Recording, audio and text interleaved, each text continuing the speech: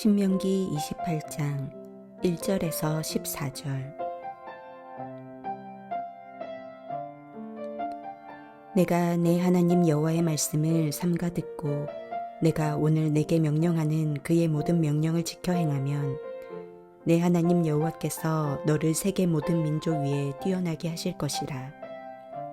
내가 내 하나님 여호와의 말씀을 청종하면 이 모든 복이 내게 임하며 내게 이르리니 성읍에서도 복을 받고 들에서도 복을 받을 것이며 내 몸의 자녀와 내 토지의 소산과 내 짐승의 새끼와 소와 양의 새끼가 복을 받을 것이며 내 광주리와 떡 반죽 그릇이 복을 받을 것이며 내가 들어와도 복을 받고 나가도 복을 받을 것이니라.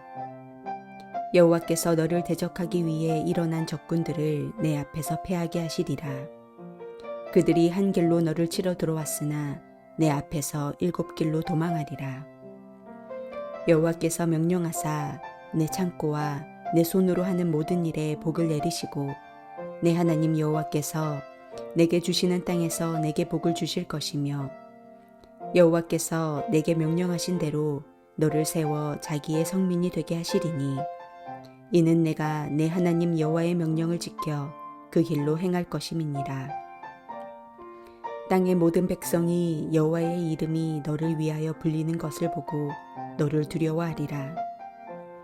여호와께서 내게 주리라고 내 조상들에게 맹세하신 땅에서 내게 복을 주사 내 몸의 소생과 가축의 새끼와 토지의 소산을 많게 하시며 여호와께서 너를 위하여 하늘의 아름다운 보고를 여시사 내 땅에 때를 따라 비를 내리시고 내 손으로 하는 모든 일에 복을 주시리니 내가 많은 민족에게 꾸어줄지라도 너는 꾸지 아니할 것이요 여호와께서 너를 머리가 되고 꼬리가 되지 않게 하시며 위에만 있고 아래에 있지 않게 하시리니 오직 너는 내가 오늘 내게 명령하는 내 하나님 여호와의 명령을 듣고 지켜 행하며 내가 오늘 너희에게 명령하는 그 말씀을 떠나 좌로나 우로나 치우치지 아니하고 다른 신을 따라 섬기지 아니하면 이와 같으리라.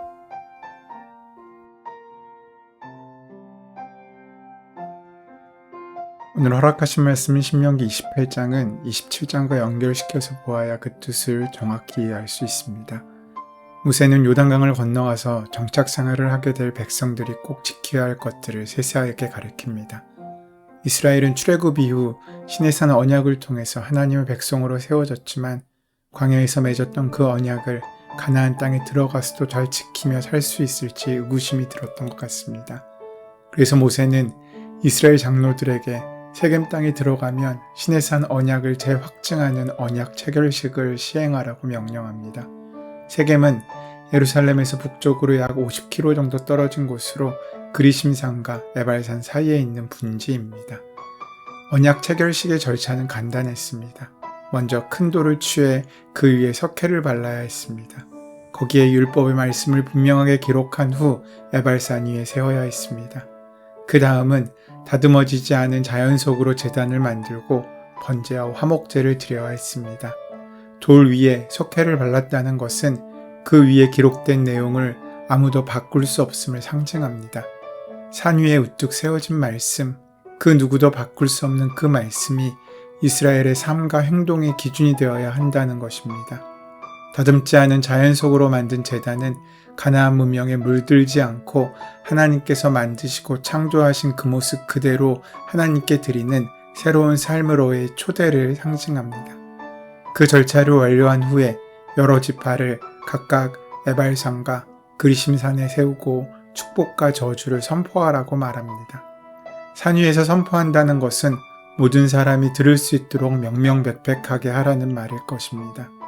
흥미로운 것은 27장에는 축복에 관한 내용이 나오지 않고 저주에 관한 내용만 나온다는 것입니다. 그리고 28장으로 가면 축복의 선언이 나오지만 불과 14절에 불과하고 저주의 선언은 54절이나 됩니다.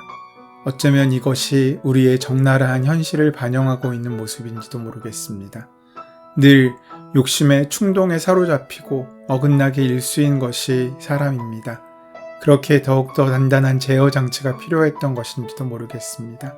레위인들에 의해서 하지 말아야 할 일들을 해서 받는 저주의 내용이 선포될 때마다 백성들은 아멘하고 응답해야 했습니다. 27장에 등장하는 하지 말아야 할 행동들은 지금도 유효하게 들립니다.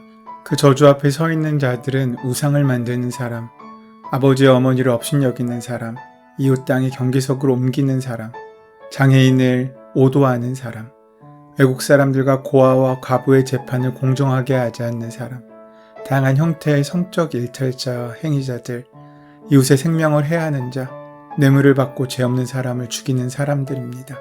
그들을 향한 하나님의 마지막 심판은 무섭습니다.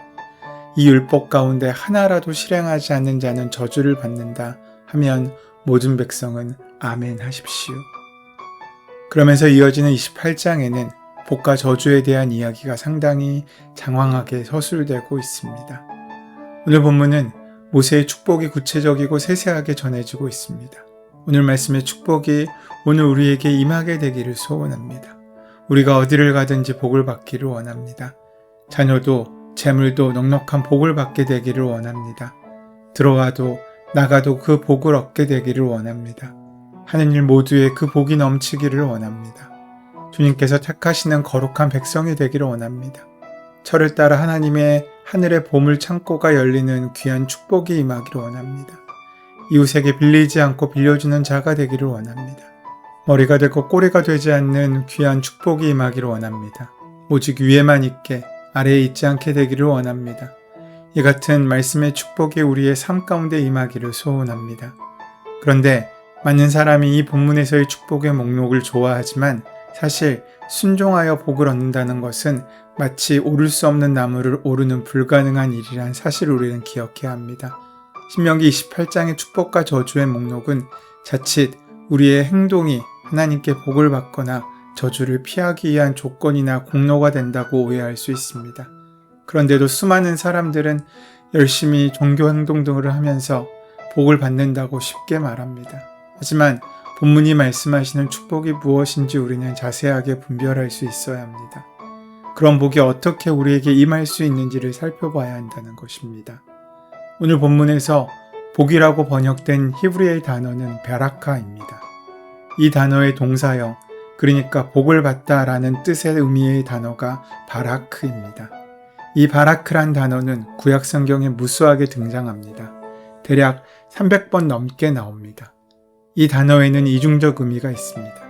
이 바라크에도 또 다른 의미가 있다는 것입니다. 복을 받다라는 의미와 함께 무릎을 꿇다라는 의미도 있습니다. 전혀 상관없는 듯한 이 두 의미를 통해서 우리는 축복이 어디로부터 시작되었는지를 알 수 있습니다. 오늘 본문을 보면 그 축복이 하나님으로부터 오고 있음을, 그래서 우리의 축복과 저주의 갈림길은 하나님의 말씀을 향한 우리의 태도가 어떤지에 통해서 달려 있음을 알 수 있습니다. 그 대전제가 오늘 본문 1절의 말씀입니다.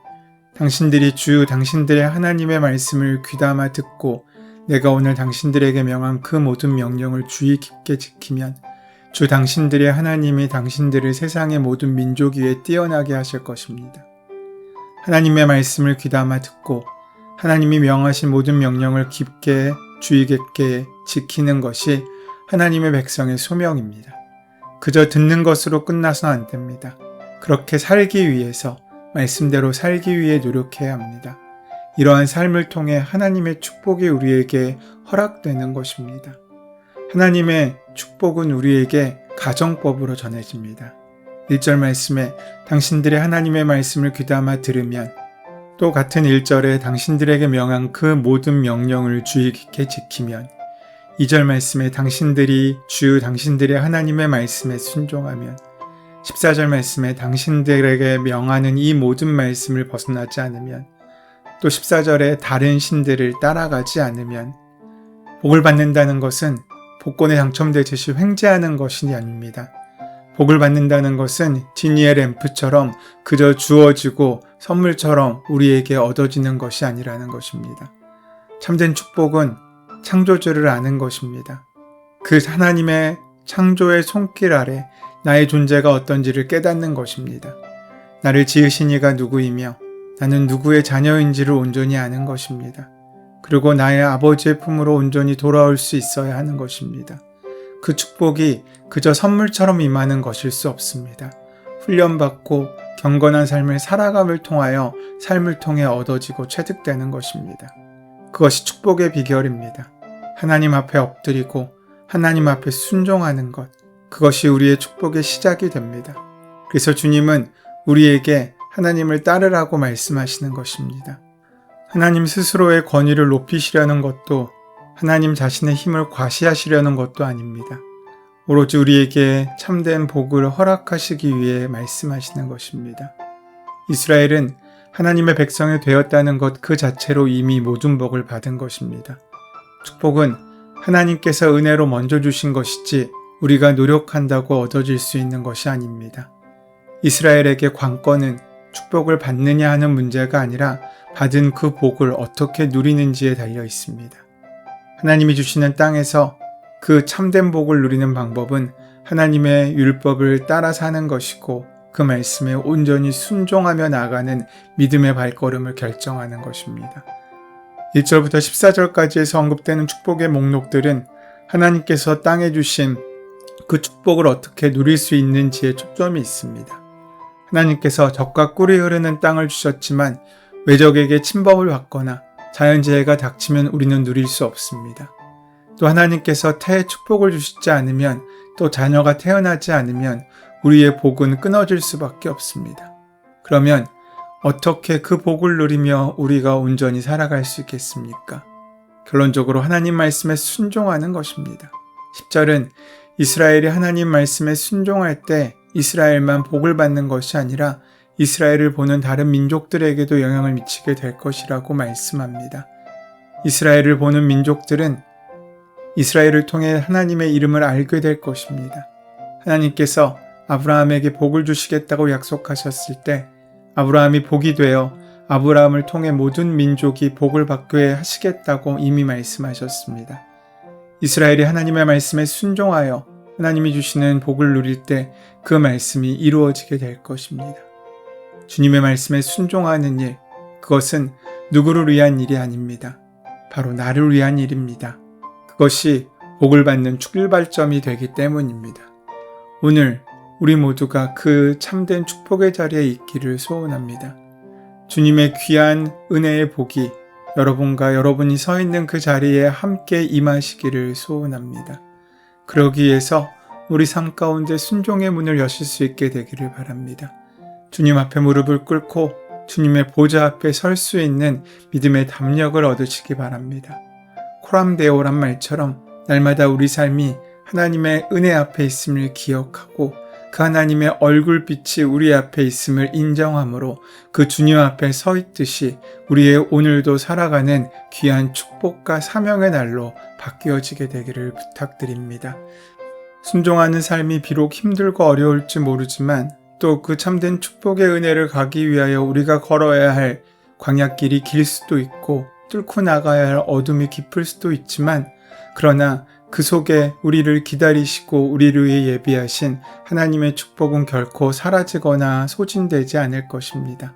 그 참된 축복을 향하여 믿음을 향하여 약속의 땅을 향하여 믿음의 발걸음을 놓지 않고 나아가는 저와 여러분 되시기를 소원하고 축원합니다. 은혜의 주님, 우리 앞에 놓여있는 축복과 저주의 길 가운데 하나님께서 인도하시는 참된 축복의 길을 우리가 믿음으로 순종함으로 걸어갈 수 있도록 채우시고 역사하시고 함께하여 주시옵소서. 우리를 사랑하시고 가장 좋은 것으로 채우시는 우리 주 예수 그리스도의 이름으로 기도드립니다. 아멘.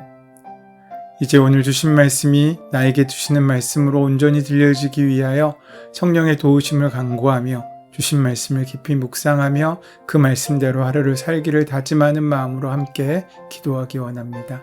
함께 기도하겠습니다.